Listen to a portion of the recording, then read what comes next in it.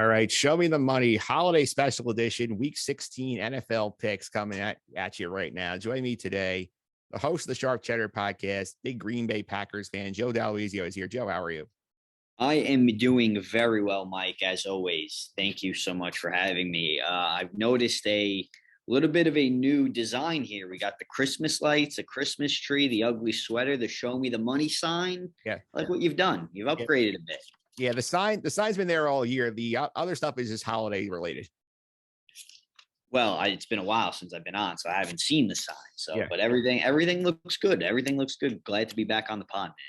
Yeah, for sure. I thought it would be a good week to get you. Obviously, your team's playing on Christmas. Plus, you had a fun game over the weekend where the Ravens gave you everything you could handle without Lamar Jackson. They won 31-30 Green Bay after John Harbaugh went for two for the third straight week, had it backfire on him. So what'd you think about that game? Yeah, let me tell you, a lot closer than I thought it would be once Lamar Jackson was officially ruled out. I thought offensively for the Packers, I thought they played well. I thought Rodgers has continued to progress as we get later into the season. Over the last, I believe, 4 or 5 games, this offense is averaging 35.5 points per game. Rodgers over his last 4, pretty much 13 touchdowns, 0 interceptions. So as we get deeper into the season, this offense is looking better, which is definitely a positive. On the flip side, a couple head scratchers for the defense. I mean, I don't know why Joe Barry didn't make the adjustments, specifically with Mark Andrews. They struggled tremendously against Andrews, especially Darnell Savage. With that being said, Savage also anticipated the 2-point conversion at the end, made a huge play there to seal the deal. But at least half of Mark Andrews' production came when Savage was on him, and those were either for touchdowns or first downs. And for the life of me, I couldn't understand why they didn't, A, do that, and B, how isn't there any adjustment to some sort of a QB contain when it comes to Hundley? I mean, he was running all over the place. And to me, to go a full game without making those adjustments, that's not okay. Yeah, for sure. And right now, the good thing for them is they did find a way to win.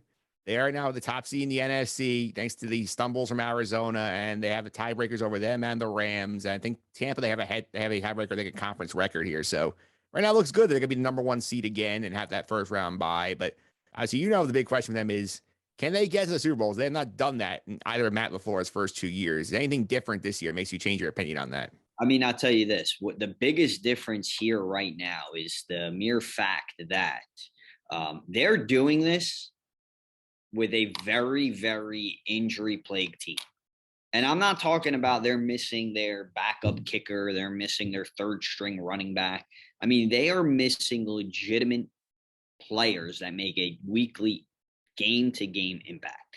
So the fact that they've been able to do this, escape when they need to, and they're sitting at 11-3, that's pretty damn impressive. And to me, if you could get Bakhtiari back, if you could get Zadarius Smith, Jair Alexander back, and those are just 3. There's still a lot more out there. You get those guys back and you implement them into the lineup with guys like Rasul Douglas, who's been playing lights out. You pair Zadarius Smith in a lineup with Preston Smith and Devondre Campbell, Rashawn Gary, who have been playing lights out, Chris Barnes. There's a potential. There's something special there. I'm not going to deny it. There's definitely something special there. And at this point of the season, like, teams aren't getting additions. They're usually getting subtractions, whether it's COVID, whether it's injuries. And to be able to possibly add some all-pro caliber players back into that lineup, man, it could be special. With that being said, though, I think whether it's the NFC, the AFC, it's wide open. Oh, for sure. This year is absolutely nuts. And right now, I mean, you get to the Christmas Day game here. I feel like they play on Christmas a lot in our lifetime here, and they're hosting the Cleveland Browns here. We saw them play on Monday night in the very COVID decimated state they were in. They lost at the gun on a field goal of the Raiders here. And what do you think is the key here for the Packers face a team, Browns, they should be presumably healthier, getting more guys off the COVID list heading into this game? Well, that's the biggest thing. It's really hard to determine what to expect in this game, um, considering what they've gone through with COVID and missing so many key players. Uh, Now, anticipating that most of those guys are back, the Browns have been struggling as of late. This last loss, obviously a tough one, considering the circumstances, but really flips the script in terms of where they are in playoff contention. And I think if you're the Packers, you got to do everything possible to make Baker Mayfield, make mistakes. You make Baker Mayfield make mistakes, I think Aaron Rodgers is going to get his, and it'll be a no problem for Green Bay. Yeah, and even if Baker's off the COVID list, he still isn't playing with that bad shoulder all year long. He's not the same guy as he was last year. Yeah, and if there's one thing that's been pretty consistent when it comes to Green Bay is their ability to get after the quarterback. I mean, they've brought the heat in this second half of the season big time. So, it really determines who plays. I think it's a huge drop off between Baker playing versus Case Keenum playing or the third string quarterback playing. You contain Nick Chubb, I think you're going to be all right. Yeah, I think so too. And before we get to some other stuff here, let's talk about the fact we have these 2 Christmas Day games here. I think your game is obviously interesting because the Packers going for home field, the Browns are trying to stay alive. The night game is also, I think, probably one of the better games of the weekend here. You got the Colts going out to Arizona to take on the Cardinals. And I remember when the NFL put these 2 out, I said, these don't look great. And then they both turned out to be better matchups here than the Thanksgiving slate gave us. Well, let me tell you something.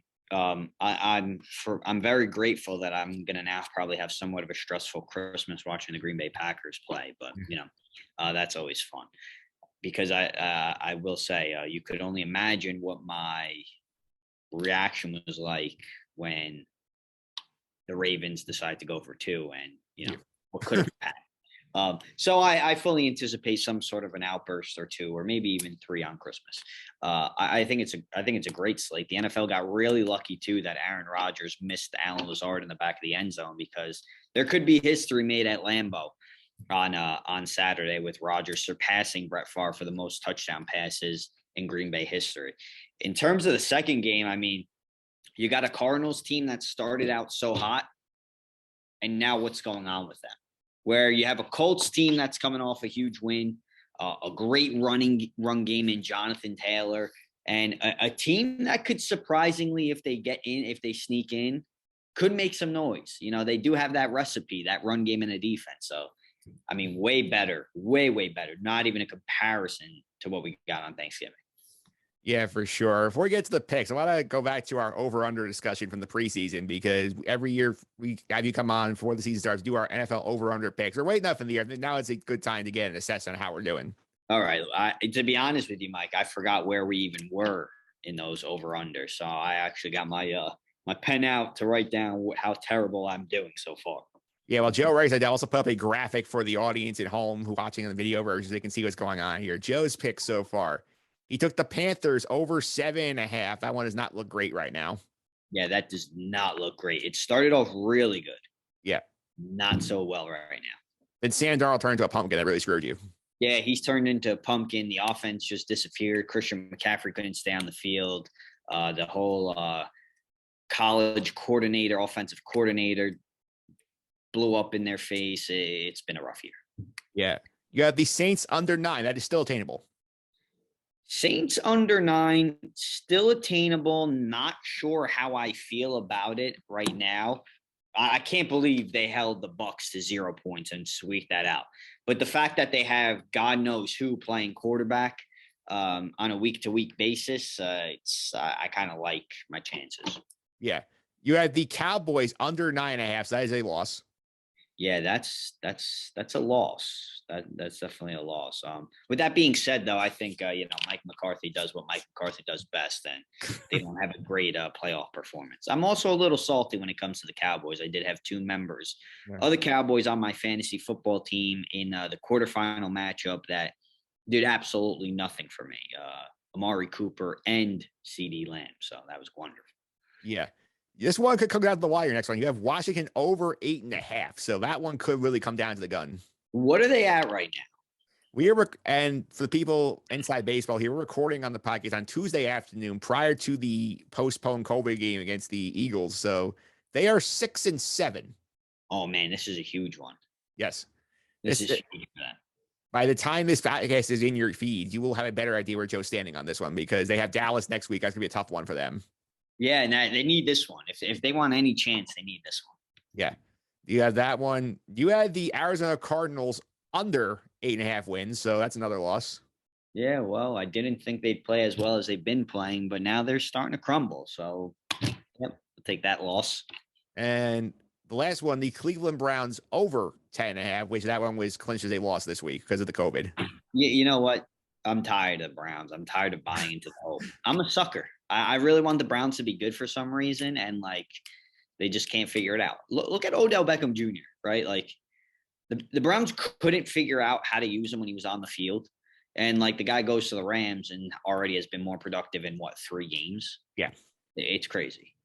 For sure. Now let's go to my ones here, which I'm having a better year so far. So I have one win on the board. I took your Packers over 10.5. They got it for me on Sunday. Yeah, well, you're welcome. I have a loss coming. It's a matter of when it happens. At the Patriots under 9. Right now it's a push, but they're going to win one more game for sure, and I'll have a loss there. Oh, absolutely. That was a tough one. Yeah. I thought it was looking good when they were 2-4, and then everything changed after that.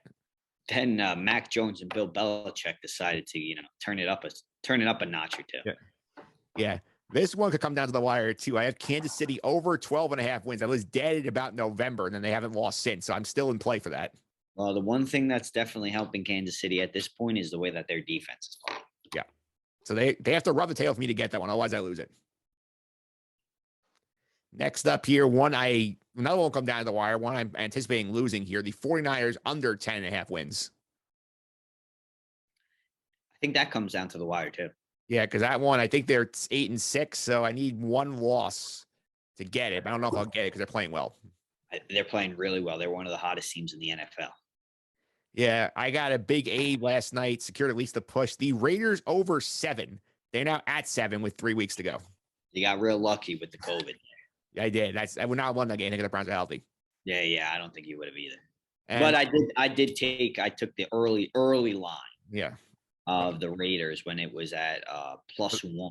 Yes, that's a good job by you. You got the W there. Yeah, I got the W there. I've been getting a lot of W's against the spread, Mike. Yeah. And last but not least, this one I'm gonna get. I don't have the medium so with me. I had the Giants under 7. They're 4-10, so it's just one more loss. I have it done. Yeah. I think you're saying pretty. Yeah. I still can't believe that one, by the way, that the Giants in their infinite wisdom thought that the season ticket holder only, their reward for fan appreciation day is a medium soft drink.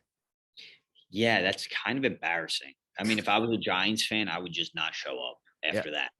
Well, like that's what you get for fan appreciation, a medium soft drink. Yeah. It couldn't even give you like a towel or a hat, like a soft drink. Like you have that much money and you're going to give out soft drinks.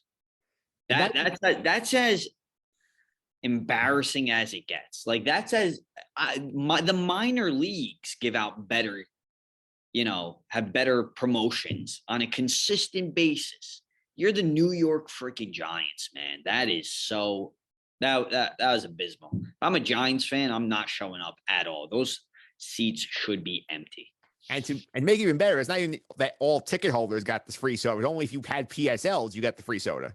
Oh, so hey, thanks for spending so much money on watching a garbage franchise and a garbage product. Here's a free soda. Yeah.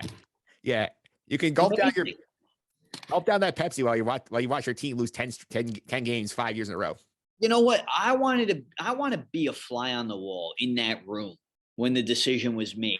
Hey, we're going to give out a free soda. Who says I'm in? I want to know who said, yeah, that's a good idea, because that person probably shouldn't have a job. Yeah. And I have to say also, I wonder if John Mara's taking phone calls from Jeff Wilpon. That's something the Wilpon Mets would have done.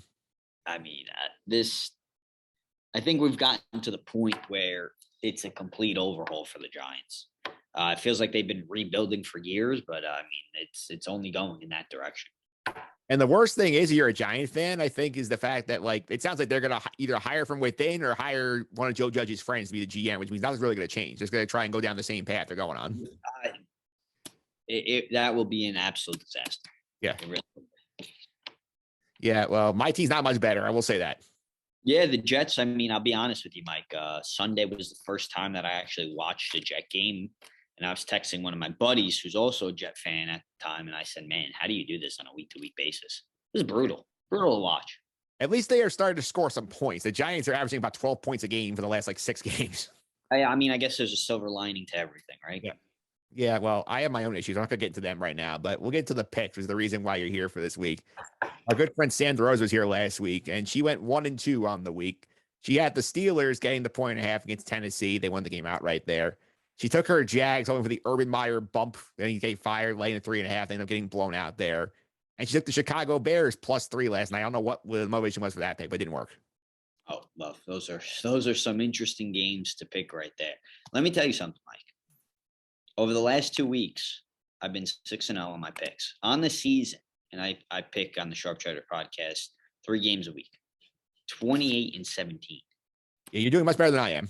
Which, you know what that means? I am due for the biggest goose egg of them all coming up, and it may be this week. Yeah. I will tell you, my year has not been as strong because I've been basically alternating 1-2 and 2-1 for like the last like 6-7 weeks. And last week was a 2-1 week. So I was riding with Sam with the Steelers plus the 1.5. I got that one. I had the Bills laying the 10.5 against Carolina. I won that one very easily. And then I had the disaster pick. I thought was a gimme.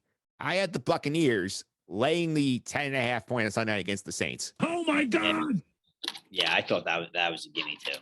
I was shocked that it was a goose egg there. Goose egg. Yeah, goose. Yeah, it was a goose egg. And without all their guys, They stink. Brutal. You don't have to tell me because, again, I know nobody cares about anybody else's fantasy team, but I had Tom Brady as my starting quarterback, and I had Alvin Kamara as my running back, RB1. So you could only imagine how many points I scored this week.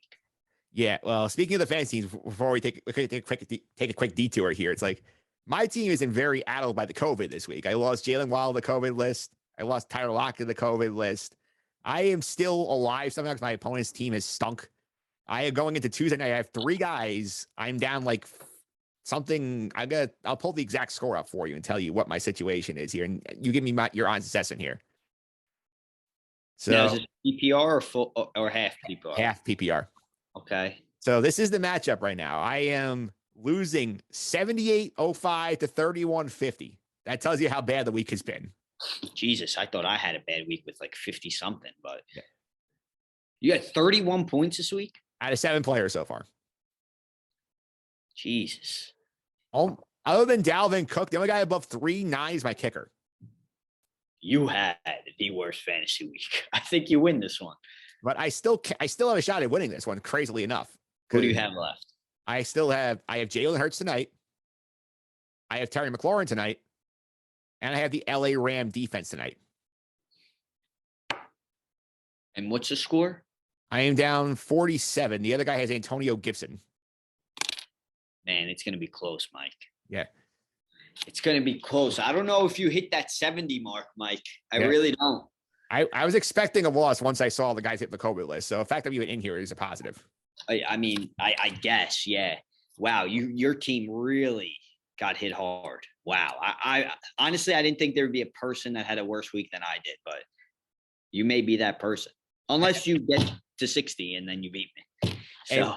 And speaking of guys who killed me, Mr. Lazard dropping the 2 touchdowns was a big problem. I was giving one of my last minute pickups to fill the spots. Well, I'll tell you what, both of those drops, both on Rodgers. Yeah. I mean, the first one, he nearly brought that in with one hand. That was really close. That would have been a hell of a play to make. The second one towards the end of that game, man, he just missed him. He was wide open. He's got to make that throw. All right. So to reset the picks here on the year, Team Challengers 18-26-1. They've not been anywhere near as good as you are on the Sharp Cheddar Podcast. Jesus Christ. Who you got picking these games, Mike? I do. Hey, they make reasonable picks. Most of the time they flop. This year's been a mess. No, I'm joking. I'm just 23-22. I'm not much better. You're there, though. You're in the green. I've been basically between the green and right at the black. I had not gone red for a while. That's important. Red is bad. All right. Let's go ahead. Let's get to the picks here. Let's start off week number 16. Joe, since you are the guest, you can go first. Where are you going to pick number 1? Okay, pick number 1. I am going to stay with the Colts at +2. As you mentioned, playing on Christmas, that Christmas evening matchup against the Cardinals. I like what I'm seeing with the Colts, a big win against the Patriots, who have been one of the hottest teams in the league. And this whole second half of the season, I think this Colts team has been playing excellent football. And they have a recipe to make a deep run if they continue to win with that run game, with that defense. And unfortunately for Arizona, it just seems like things are heading in the opposite direction. And I don't think it gets much better. It only gets tougher. And call me crazy, I think Arizona may lose out their final 3 games. So I like the Colts in this one, considering they're getting points. So give me the Colts +2. Colts have been good to me this year. I love that pick.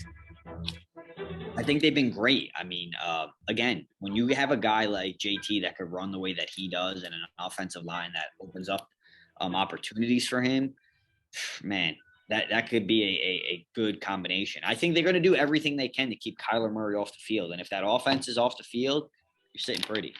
All right, that's pick number 1. Where are you going with pick number 2? Pick number 2, I think this is a classic bounce back week for the Buccaneers. I'm taking the Bucs -11 in this one, going up against the Panthers. The Panthers are shot, man. They're not playing well. But now it's 2 weeks in a row for the Bucs that they haven't really put the hammer down. And I understand they won't have Chris Godwin. Should be getting back Antonio Brown, probably without, I believe, Leonard Fournette too. With that being said, though, Brady needs a big-time win. He needs a nice kick in the mouth for the opposing team. And he's probably going to be able to do it twice against the Panthers, since they play them twice in the final 3 weeks, which I hate, but I don't care that it's double digits. I don't care that it's 11. I like the points. Give me the Bucs -11. Yeah, I can't go with you on that one, because for me, it's like I got burned by him last week because all the guys get hurt. Numbers too big. I think they're gonna win the game. You guys can't take number. Yeah, I just don't think it's going to be that close, considering what you're getting out of the Panthers. All right, where are you going with pick number 3?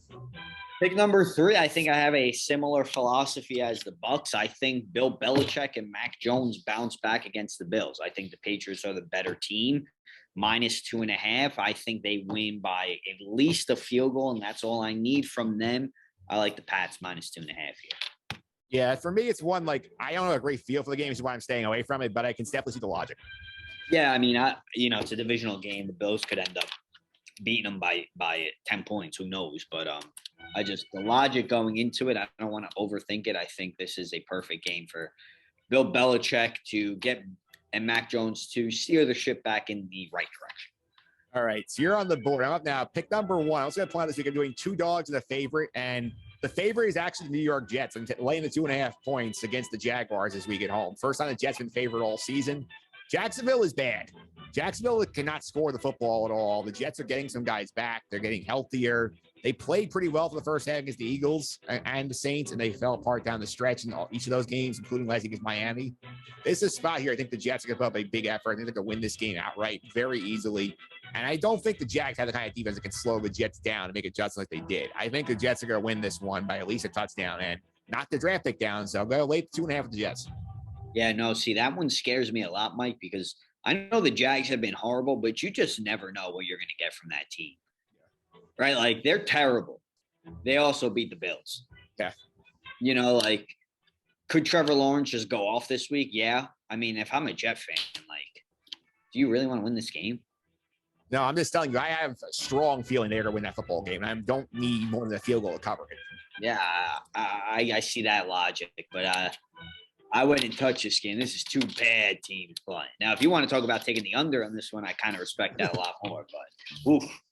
All right, that's pick number 1. Pick number 2, I'm going to ride with you on the Colts, make it a family play there, take the +2. I think that's, as you said, it comes up perfectly. I think this is a great spot for the Colts. They run the football with Jonathan Taylor. Arizona's fading here. I think this is a spot where the Colts play very well. I think they are doing an excellent job here down the stretch. I think they have an outside shot at the division, too, because Tennessee isn't fading without all their guys. And, again, +2, outright win. I love the Colts. Hey, if they lose this game, you're the mush. I'm letting you know right now. I'm blaming Mike Phillips if the Colts don't cover. All right, so that's pick number 2. Pick number 3, I'm going to bet on this team. I feel like they've been so close 3 weeks in a row. I think they're due for a win. They're desperate. I'm taking the Ravens getting the 2.5, and Cincinnati against the Bengals. I know these teams met in week 7. Cincinnati blew them out 41-17. Baltimore should have 3 more wins. They have 3 missed 2-point conversions, basically doomed them the last 3 weeks, including last week with Tyler Huntley basically keeping the Packers right on their heels till the end of the game here. Cincinnati. I totally see the logic there. Yeah, plus Cincinnati, big spot. This is a must-win game. You want to stay on top of that division. The whole thing is tight. This is as much pressure as ever experienced this late in the season for this young crew. I think Baltimore up to the challenge. I'm getting 2.5 points to boot, so give me the Ravens last pick of the week. Yeah, I mean, I think this game is very similar to the Pats-Bills game in terms of a betting standard. Yep, for sure. And I trust the Ravens more than I do the Bengals right now, even with their struggles recently. Absolutely, I don't see that as a bad pick at all. All right, so reset the picks here. Joe is taking the Colts plus the 2 on Christmas night against the Arizona Cardinals. The Bucks laying 11 against the Panthers, and the Patriots laying 2.5 in the AFC East title game against the Buffalo Bills. I am riding with Joe on the Colts, going plus 2 there. I am taking my Jets laying a 2.5 against Jacksonville on the day after Christmas, and the Ravens getting 2.5. And those are your picks for week number 16 here on the podcast. Coming up next week on the podcast, I'm actually talking to a Viking fantasy for the first time. We joined my friend Joey Castellano. We're going to talk Packers Vikings next week. Oh God, I ain't listening to that podcast. You know I'm messing with you. Yeah. The Vikings have been an interesting team. Kirk Cousins looks great on Monday night, throwing for 87 yards. Yeah, and Kirk Cousins, my other quarterback option in fantasy this week. I said I'm not playing primetime Kirk. Oh, you don't want to play primetime Kirk. Stay far away. Yeah, so for me, it's like I just wanted to also talk to the Viking fans because they've been the cardiac team of the NFL all year, where last night was a rare game for them where they actually didn't make this interesting late. Yeah, and surprisingly, the Bears could have made it interesting, but the Bears just stink too. So yeah, and they also went to the assist from the officials too. The refs were so bad in that game. Oh my God, it was so inconsistent. It was so bad. Yeah, I think the Vikings' second touchdown drive, the Wrestlers basically walked them down the field, which is not what you want to see. It was brutal. It was brutal, unacceptable. For sure. And Joe, thanks for all the time. Really appreciate it. Before I let you go, I'll be following you on Twitter and keep up with the Sharp Cheddar podcast. Yeah, give me a shout on Twitter at Joe __. Do not forget the double. Don't forget it. DALOISIO. Sharp Cheddar Podcast, available on all podcast platforms. Mainly focusing, obviously, on the Green Bay Packers, but of course, we do sprinkle in our picks throughout the season. So if you don't want to listen to what I have to say about the Packers and their upcoming matchup or hear me recapping it, then just fast forward to the end of the podcast and I give you my picks. And, if you've been following me over the last 2 weeks, you probably were able to get that significant other of yours an extra Christmas gift, or mom or dad an extra Christmas gift. And if you haven't, well, it's never too late to start, but I can't promise I'll continue to be as hot as I am. To be fair, following you is more profitable than following me this year at the picks. I mean, 28-17, 6-0 over the last 2 weeks, excuse me. I'm in the green. Yeah.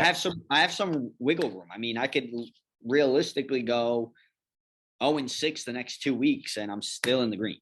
Yeah. Let's hope not. Could happen. Let's hope not, though. Yeah, let's hope not, Joe. Thanks for all the time. Happy holidays. Mike, happy holidays. As always, thanks for having me on the podcast. Can't wait to do it again soon.